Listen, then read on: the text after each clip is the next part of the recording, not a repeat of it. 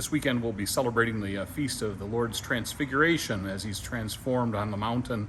His face becomes brilliant white and he begins to speak with Moses and Elijah, and the apostles are all confused. So again, we are reminded of the Lord's divinity shining through in those moments, and that he has come to fulfill the law and the prophets. So also this weekend we have First Friday Adoration this evening from 7:30 until benediction at 7 o'clock tomorrow morning.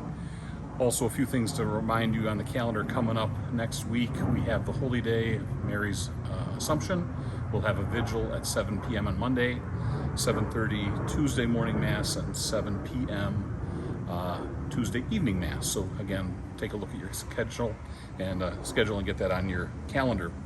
As you'll see, when you come to church this weekend, we had some concrete work done, finally fixing that long trench drain that had been coming undone each year. Every winter, some of it would get plowed away. So hopefully the concrete will endure and last. And I want to thank Marty for his help with that. Also, the bells say it's 1:15. This weekend we also have the fest. So up at the seminary, on the seminary grounds, the fest is on Sunday. So feel free to drive on up for confession, for a tour of the seminary, for again a time of prayer and adoration, for some good Christian music, and for the closing Mass and fireworks. So that's this Sunday. Also want to remind you that on the 22nd, so 7 days after the Feast of the Assumption, we'll have a gathering of Eucharistic ministers, lectors, and greeters, liturgical ministers, for an evening of recollection. That's Tuesday night at 7 o'clock. And also continue to mark a calendar for Saturday, August 26th. We will have our parish picnic after the 5 o'clock Mass. We'll feature the hot dogs and the hamburgers, and you need to just bring a side dish.